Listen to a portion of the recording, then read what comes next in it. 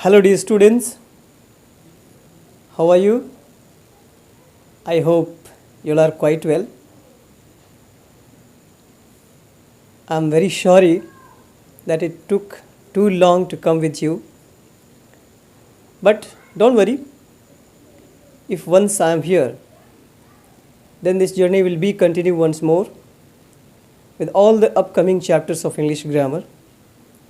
And I assure you that it will never be stopped until we complete our full fledged of English grammar. Whatever chapters we have expected to upload, I will upload them all definitely for you all. My dear students, lastly we had completed our pronoun chapter, and after that it comes adjectives. So today's chapter will be adjectives, their kinds, definitions and examples. So without wasting much more time, I'd like to continue this chapter for the day today. So have patience, be with me and be happy that I will continue this journey for you all, not to be stopped ever in future. Thank you very much. So dear students, as per my words, our today's chapter is adjectives, their kinds, definitions and examples. So we are here with the concerned chapter on the board. I have already written. सबसे पहले हम लोग इसका definition जानेंगे कि adjective होता क्या है. It's very simple. The word और you can say the words that qualify, describes or modify a noun or pronoun are called adjectives. आपको अगर समझना होगा, हिंदी में अगर समझना चाहते हैं तो मैं आपको बता दूं कि वे सारे शब्द जो संज्ञा या सर्वनाम मीन्स नाउन और प्रोनाउन की विशेषता बतलाते हैं. How is the noun, how is the pronoun, how many are the nouns, how many are the pronouns, और how much, whose, इन सारे सवालों का जो जवाब देता है वो एडजेक्टिव होता है. And most often we have seen that in English sentences it comes just before the noun और प्रोनाउन इटसेल्फ. ये जो एडजेक्टिव्स होते हैं ये नाउन के ठीक पहले अधिकांशतः इस्तेमाल किए जाते हैं अगर उसमें मेन वर्ब है तो. ठीक है, तो आज का जो हमारा चैप्टर है यह डेफिनेशन के साथ शुरू होता है एडजेक्टिव का. The words that qualify, the modifies or describe a noun or a pronoun are called adjectives. So dear students, there are mainly 6 types of adjectives as per written on the board. You can see जो first है वो क्या है, adjective of quality. It tells us how is the noun, how is the pronoun, or what kind the noun is, what kind the pronoun is. ये हमें बताता है कि नाउन या प्रोनाउन कैसा है, किस प्रकार का है. Second is adjective of quantity. तो नाम से ही जाहिर है कि ये मात्रा बताता है, क्वांटिटी बताता है, और ये जवाब देता है हाउ मच का, कितनी मात्रा है नाउन की या प्रोनाउन की. Third one is adjective of number that tells us how many are the noun और pronoun. And fourth is demonstrative of adjective. It tells us which one, means it indicates the place और the noun और pronoun which is either near to us, either close to us or is far from us. वो हमारे करीब है या हमसे दूर है ये बताता है कौन सा है. इंटरोगेटिव एडजेक्टिव तो ये सारे के सारे WH क्वेश्चन होते हैं क्वेश्चन वर्ड्स होते हैं, व्हाट, हुज, व्हेन, वेयर, ये सारे जो है इंट्रोगेटिव एडजेक्टिव्स में आएंगे। और जो लास्ट है वो है पोसेसिव एडजेक्टिव का। पोसेसिव जो वर्ड है ये बना हुआ है किससे से? पोसेशन से। पोसेशन मीन्स अधिकार, राइट। तो ये राइट बताता है नाउन या प्रोनाउन का, और इस प्रकार से ये बताता है कि हुज इज इट, ये किसका है। Let us see through an example. ऐसे तो मैं डेफिनेशन में जब जाऊंगा तो आपको एग्जाम्पल सेंटेंस में दिखाऊंगा ही, लेकिन अभी फ़िलहाल अभी के लिए हम लोग समझ लेते हैं। पोसेसिव एडजेक्टिव जो है ये हर सब्जेक्ट के लिए, हर प्रोनाउन के लिए अलग अलग होता है। जैसे आई के लिए पोसेसिव एडजेक्टिव क्या हो जाएगा? माई। दिस इज़ माई बुक, आप कहते हैं ना दिस इज़ माई बुक, तो माई बुक, बुक के पहले जो वर्ड लगा हुआ है माई, ये एडजेक्टिव है, ठीक है। तो कभी कभी इसको प्रोनाउन में कोई कोई बाय मिस्टेक मान लेता है, तो प्रोनाउन नहीं है, क्योंकि ये क्वालिफाई कर रहा है बुक को, उस बुक को जो मेरी है। तो ये अधिकार बता रहा है मेरा उस किताब के ऊपर। तो मैंने अभी आपको बताया कि इट शोज द पोसेशन और right of the subject over any object. किसी ऑब्जेक्ट के ऊपर सब्जेक्ट का ये अधिकार बताता है, तो ये पोसेसिव एडजेक्टिव होता है। आई के लिए माई हो गया, वी के लिए आर हो गया, यू के लिए योर हो गया, ही के लिए हिज, शी के लिए हर, इट के लिए इट्स, दे के लिए their, anyone singular male noun के लिए his, anyone singular female noun के लिए her, more than one male और फीमेल के लिए देयर। तो चलिए हम लोग चलते हैं, let us see the next part by definition and examples.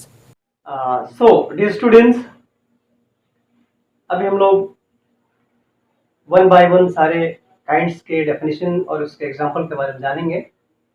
तो मैं थोड़ा साइड हो जाऊं तो आपको बोर्ड पे दिखेगा जो हमने लिखा हुआ है। First of all, the first type is adjective of quality. So what is it? An adjective that describes the quality of a noun or pronoun is called adjective of quality. मैंने आपको बताया था कि ये क्या बताता है। ये बताता है how is the noun, how is the pronoun। और तो यहाँ पे एक एग्जांपल भी है, जैसे I have a red shirt. Shirt is the noun here in the sentence and the qualifying word is red. How is the shirt? Shirt कैसा है? तो that is red in color. तो ये हो गया क्वालिटी बता रहा है। इस प्रकार से ये हो गया adjective of quality. Second is adjective of quantity. As the name suggests, quantity मात्रा बताना है, तो ये uncountable noun के लिए होगा। So the word that describes quantity of noun or pronoun, as in the example I have written, I have enough money. Money is uncountable noun and the qualifying word over here is enough. How much is money? तो money is enough, पर्याप्त धन है मेरे पास। I have enough money. तो ये हो गया आपका adjective of quantity. Number third, adjective of number. Number means संख्या। तो definitely it is the adjective of a countable noun, the noun that can be counted. क्योंकि संख्या बताना, हम उसी का संख्या बता सकते हैं जो काउंटेबल होगा। यहाँ पे लिखा हुआ है कि the words that describe exact number of noun are called adjective of number. मतलब वो ये ठीक ठीक संख्या बताता है कि नाउन कितने हैं। How many are the nouns. How many हम किसे कहेंगे? तो obviously we will say how many to the countable noun itself. Uncountable को तो हम मेनी कह नहीं सकते, मच कहेंगे, उसके पहले वाला में जाएगा वो।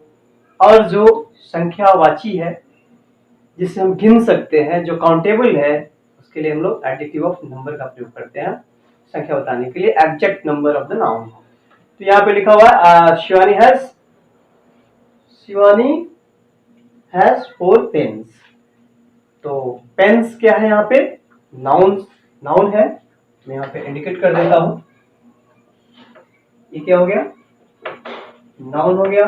और ये 4 क्या हो गया? आपका एडजेक्टिव ऑफ नंबर हो गया।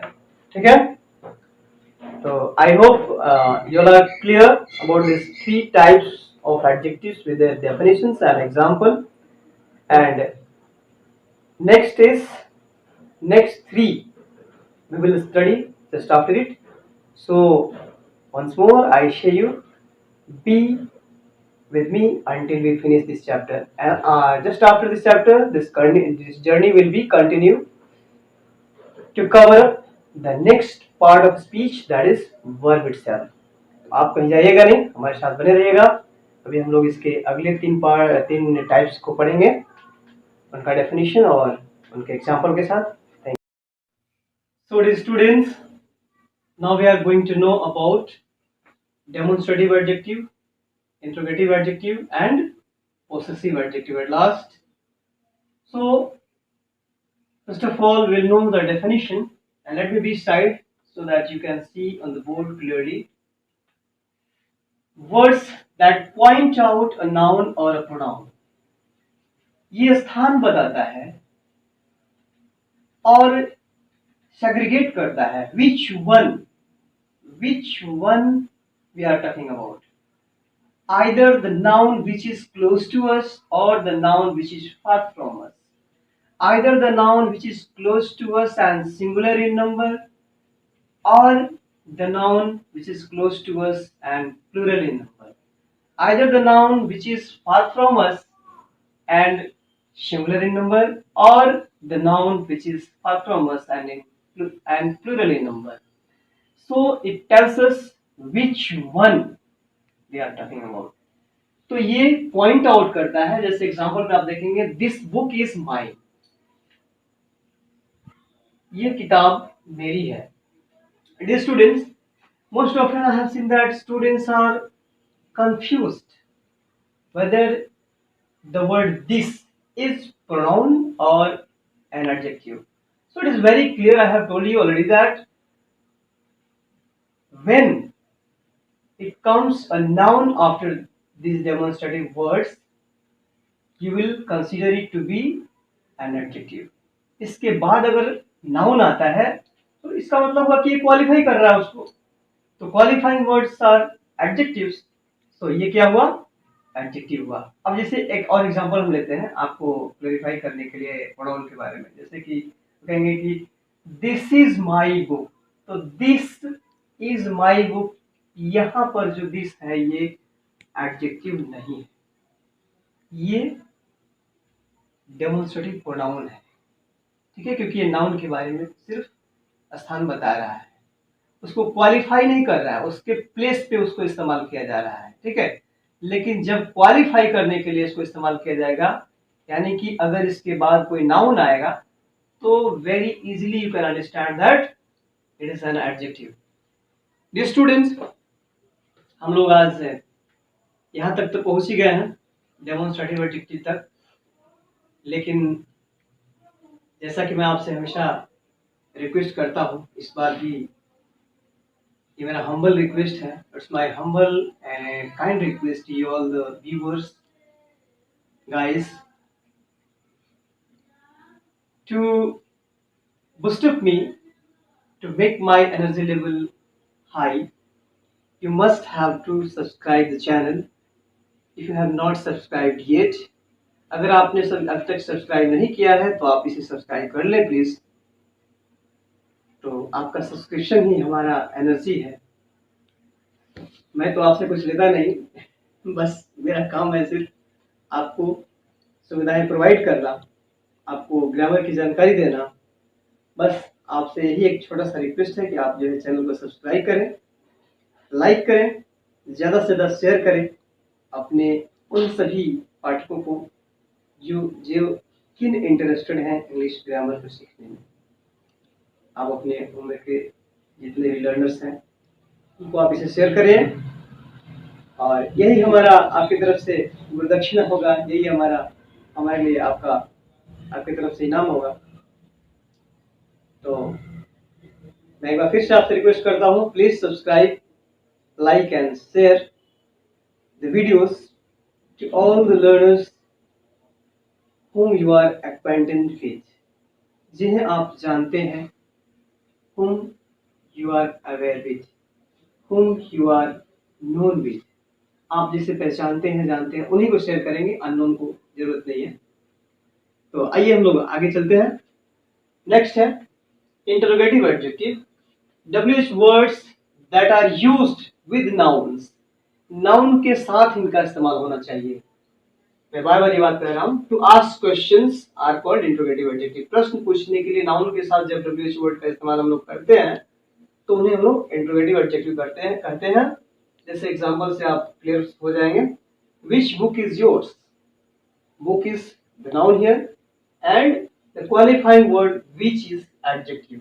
विच बुक, कौन सी किताब, यहाँ पे विच जो है एडजेक्टिव है।